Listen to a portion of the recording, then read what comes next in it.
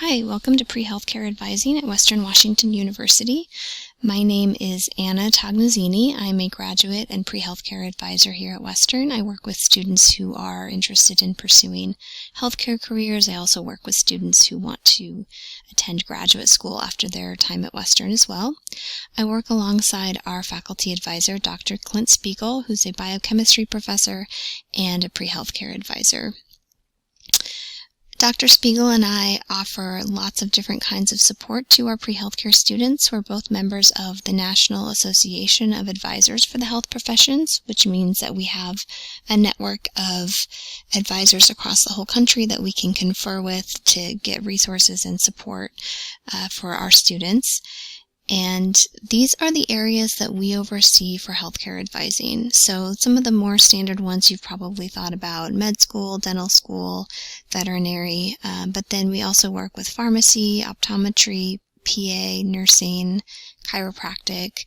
We advise students who are interested in allied health careers as well. So some students have an interest in something like genetic counseling, or they might be interested in podiatric medicine or something a little bit different, and we are happy to advise and work with those students too. So if you have an interest in healthcare at all, we will meet and work out a plan for you. We can help with a variety of things. I have kind of a limited list here, but just to get you thinking. We help with course planning. We do a lot of academic advising with students, helping them understand how to work their pre-healthcare coursework in with their major. Students will need to choose an academic major in addition to their pre-healthcare path. So there's a lot of things that they need to be thinking about as they're making their way through Western. We work with students about choosing a major as well. It is not the case that you have to do a science-based major if you're pursuing a healthcare career. Most students do, and that's great, but you don't have to. So there's a lot of flexibility around major, and it just depends on how students want to work those courses around the prerequisite classes that are required for the healthcare career field that they're interested in. We have 2 shadowing agreements here at Western, one with CMAR Community Health Center and one with Peace Health. The Peace Health program is a more formalized kind of program, and we do a fall and a spring session where students can get matched up with a physician in one of the clinics at Peace Health, and they have an opportunity to shadow them for a whole quarter.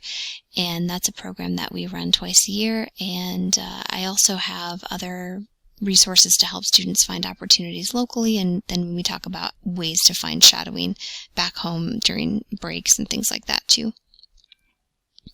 Internships are another important component of preparing for a healthcare career, so we can help students find those opportunities either locally here in Bellingham or back home. We have different resources available to us through that national organization that I talked about earlier, and that's something that we can talk with students about. Community service is an important part of pursuing healthcare. If you want to be a healthcare provider, that means you hopefully want to help people, and the programs that are looking at your application are going to want to see that you've pursued community service in some way, that you've been of service to other people in the community that you're in. So that's another opportunity that we can help students find and talk about different ideas.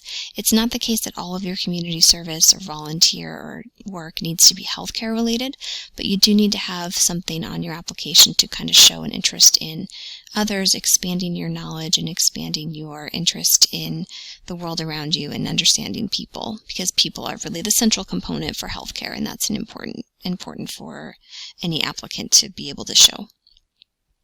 We also help students with their application. We review personal statements, talk about how to package things in a way that helps the schools that they're applying to understand their narrative structure of their experience and how to make sure they're really conveying their best selves in that application. And then we conduct mock interviews too. So most programs do require an in-person interview process, and it's very important to prepare for that. So we help students with that too.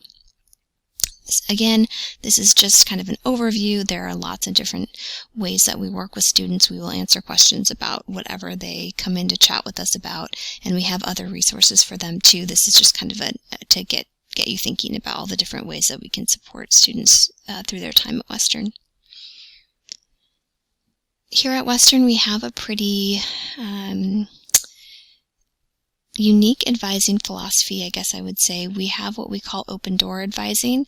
So some institutions, because of different reasons that they have for doing it a different way, require that students meet certain parameters in order to be seen by a pre-healthcare advisor, and we don't do it that way here. So any student who's interested in healthcare careers can make an appointment with either myself or Dr. Spiegel, and we will chat with them more about what that's going to look like for them as an individual, how they can make progress towards their goals. We are not here to be a gatekeeper around deciding whether or not a student is permitted to apply. We are going to give them the best information that we have and help them have as strong an application as possible. But of course, it's always up to the student to decide, for them, what's the best course of action. We also provide free advising to alumni as long as they need us. So a lot of times, students are not quite ready to apply right away when they're done at Western. They need a little bit more time to prepare their application, to get some more experience. They need to take maybe the MCAT or the DAT or another exam, and so that's something that we feel is really important. So we provide advising to alums. We also offer 1-hour appointments because we want to give students the opportunity to really talk with us about how they're doing, what they're thinking about, what their plans are. Not every student needs that full hour, but we like to make it available to them. And then we're also housed in career services. My office is in career services. Dr. Spiegel has his office in the chemistry building, and that's another way that we can support students through, if they decide maybe, med school is not the way they want to go. We have other resources available for them through our career services counselors that we can give them other avenues to look into.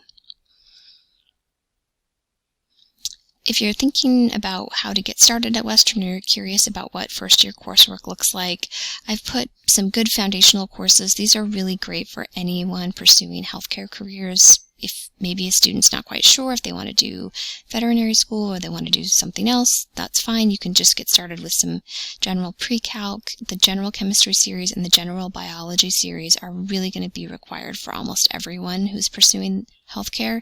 So these are good things to get started with. And then the other thing to think about too is if a student's interested in research opportunities and wants to think more about how they might pursue that, Western is a great place to be because we are a very undergraduate focused campus. Our faculty work very well with undergraduates and will train them to work in their labs to help them understand what they need to be doing to develop those skill sets. And it's something that is not always available at other campuses because if there are PhD students, they tend to be the ones working in the labs more frequently. So there are lots of research opportunities at Western if students are interested in it.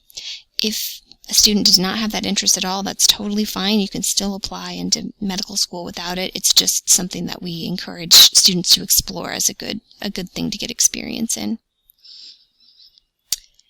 So a lot of students are wondering what they can be doing now as they're preparing to go to college, thinking about a career in healthcare.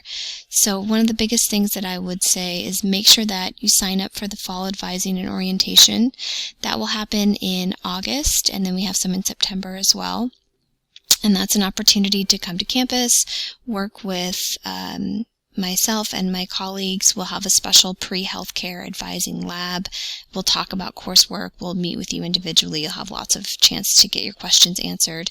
That's really a great place to start with. And then the other two things I would recommend that kind of go along with advising and orientation are to take the ALEX assessment, which is a math kind of placement assessment that will help us understand better how to advise you into your math and science courses. And make sure you send in your transcripts because that makes a big difference in summer advising to know that what classes you've already taken, if you have any running start credit or community college credit, AP, college and high school, whatever that looks like for you. That just helps us do a better job of advising you. And then lastly, anything you can do now to do informational interviews, shadowing, exploring your interest in your desired healthcare area will make a big difference as you're making your way towards that goal.